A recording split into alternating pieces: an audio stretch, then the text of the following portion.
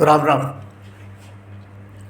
मी advocate Ramesh Rajurkar, R R Nandigram या news चॅनलवर आपल्या सर्वांचं हार्दिक स्वागत आहे. हा 25वा एपिसोड आहे आणि आजचा विषय आहे महाराष्ट्रातली विधानसभा निवडणूक. सर्वप्रथम महाराष्ट्राचे BJPचे नेते देवेंद्र फडणवीस, भारतीय जनता पार्टी, राष्ट्रवादी काँग्रेस अजित पवार आणि शिवसेना एकनाथ शिंदे या सर्वांच्या एकजुटीमुळं महाराष्ट्रात असा दिव्य आणि भव्य विजय मिळालेला आहे. आपण आता अशी चर्चा करू की या निवडणुकीमध्ये जे पात्र होते राज्य लेवलवर, त्यामध्ये उद्धव ठाकरे होते,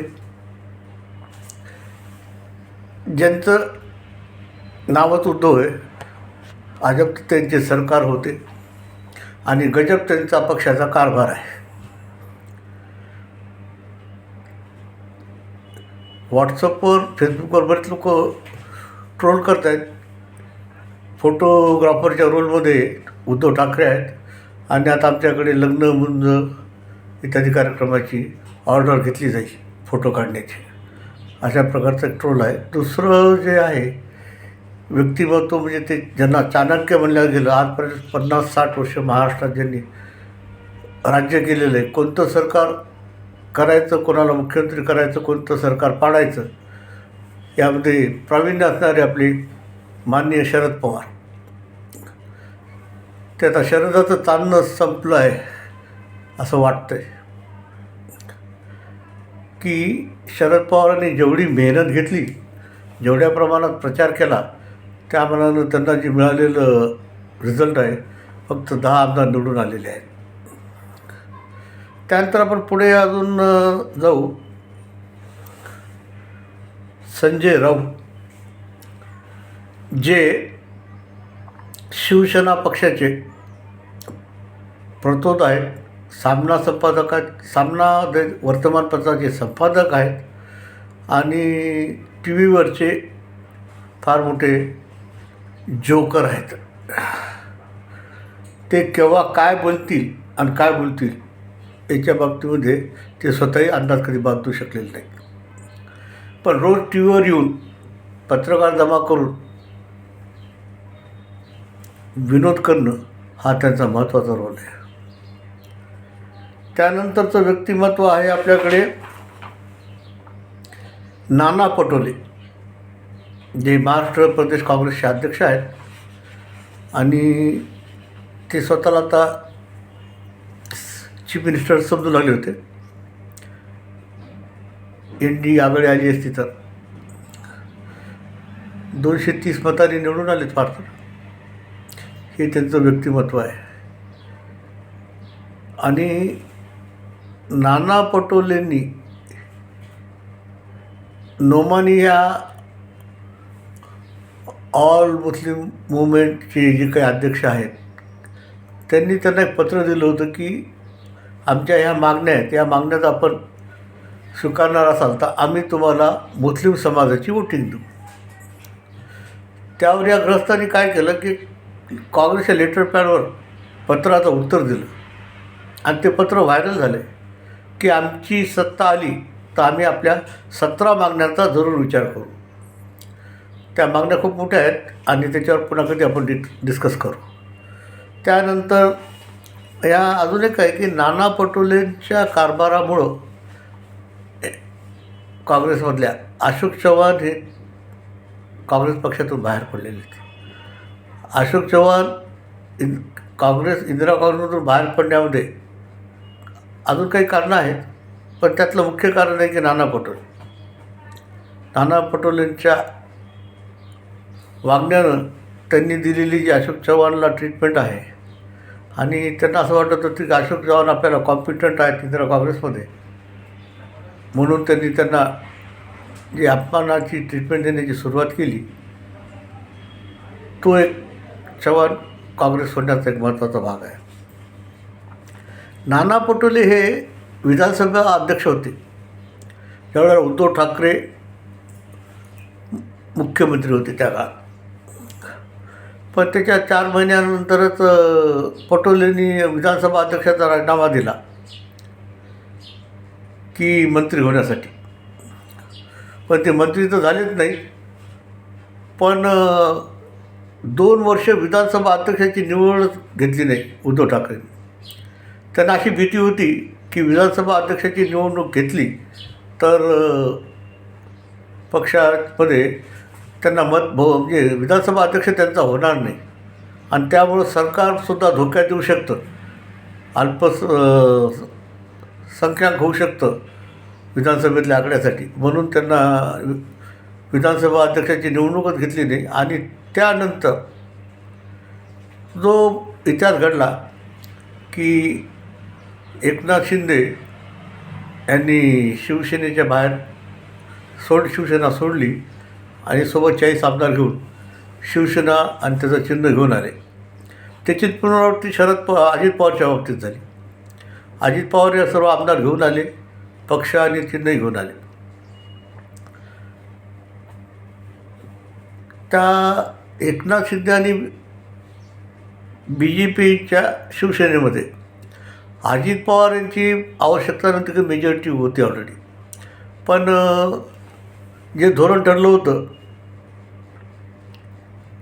अमित शहांचं बहुतेक की शिवसेना आणि राष्ट्रवादी काँग्रेस फोडायची, त्यामध्ये ते 100% सक्सेस झाले. अजून एक गोष्ट आहे की जी फार संजय राऊत प्रवक्ते होते शिवसेनेचे, पण त्यांच्या वागण्यातून बोलण्यातून असं वाटत होतं की ते शरद पवारच्या राष्ट्रवादी काँग्रेसचे प्रवक्ते आहेत. आणि त्या काळामध्ये शरद पवारांनी BJP शिवसेना युती तोडून उद्धव ठाकरेंना मुख्यमंत्री केलं. त्याचवेळी बहुतेक संजय राऊतला सुपारी दिली होती की शिवसेना संपवायची. आणि असं वाटते की आता या निवडणुकीच्या निकालानंतर संजय राऊत या कार्यामध्ये सक्सेस झालेले आहेत. त्यांनी उद्धव ठाकरेची शिवसेना पूर्णतः संपवली आहे. महाराष्ट्रात जी काही प्रतिमा होती ती 10 आमदारावर येऊन टेपली. म्हणजे संजय राऊतनं शरद पवारांचा जो उद्देश होता शिवसेना संपविणे किंवा त्यांची जी महाराष्ट्र राज्यात पक्षाची गुडविल आहे त्याला पूर्णतः संपवणं, ह्यामध्ये शरद पवार आणि संजय राऊत सक्सेस झालेले आहेत. त्यानंतर आपण राहुल गांधींचा या निवडणुकीच्या प्रचारात फारसा रोल नव्हता. उगा ते आले वाऱ्याच्या झुळकीसारखे 2-4 सभा घेतल्या, निघून गेले. त्यामुळे या निवडणुकीच्या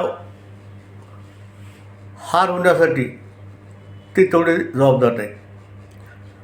त्यानंतर काँग्रेसमधले जे दिग्गज नेते होते, जे मुख्यमंत्रीपदाचे दावेदार होते, थोरात आहेत, पृथ्वीराज चव्हाण आहेत, असे दिग्गज, माणिकराव ठाकरे आहेत, असे बरेच नेते निवडणुका हारलेले आहेत. आणि चांगल्या पद्धतीने की 40-40 वर्ष जे आमदार राहिले, मंत्री राहिले, काँग्रेस पक्षामध्ये ज्यांचं चांगलं वजन होतं ते नामशेष झाले आहेत. आणि या निवडणुकीमध्ये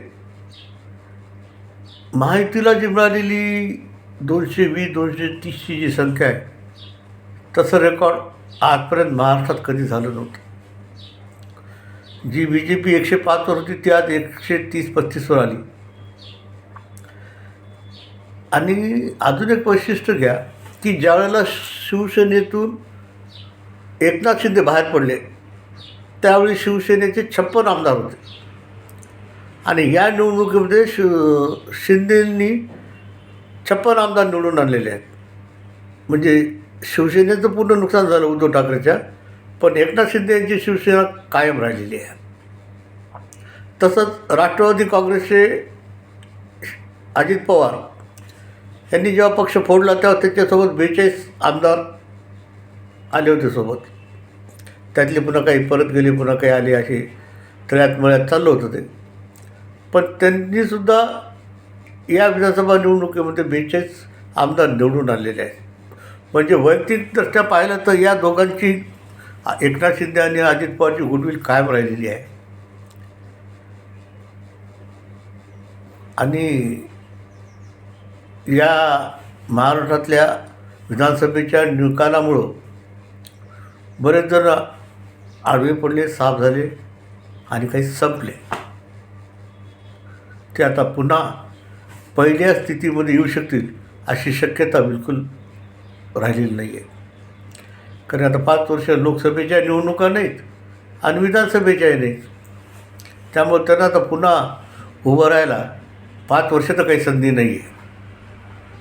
त्यानंतर काय घडेल ते पुढे पाहू आपण. आणि महाराष्ट्रामध्ये आज भरभक्कम मेजॉरिटी असलेलं गव्हर्नमेंट आपल्यासमोर येत आहे. त्यामुळे आपण नवीन सरकारकडून अपेक्षा करू की जनतेच्या हितासाठीच काम केलं जातं आहे सरकारचं. मागच्या 40 वर्षामध्ये जे काही चांगले निर्णय घेतलेले आहेत आणि महाराष्ट्राच्या विकासासाठी सुद्धा बऱ्याच मोठ्या प्रमाणात प्रयत्न केले, त्यात ते सक्सेसही झालेले आहे, यशस्वी झालेले आहेत.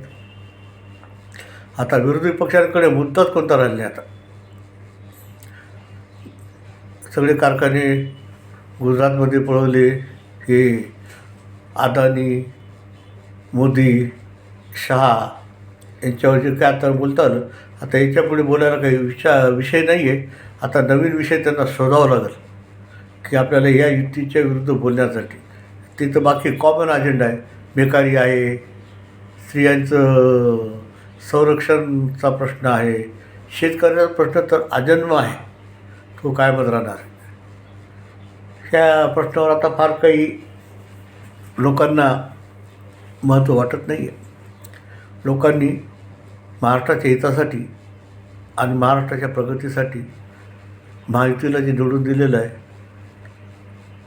ते चांगलं झालेलं आहे. आणि भविष्यकाळामध्ये ही युती महाराष्ट्र शासनाची चांगल्या प्रकारे जनतेची सेवा करेल, जनतेसाठी चांगले निर्णय घेतील, महाराष्ट्राचा विकास करतील अशी आपण अपेक्षा आणि आशा ठेवू.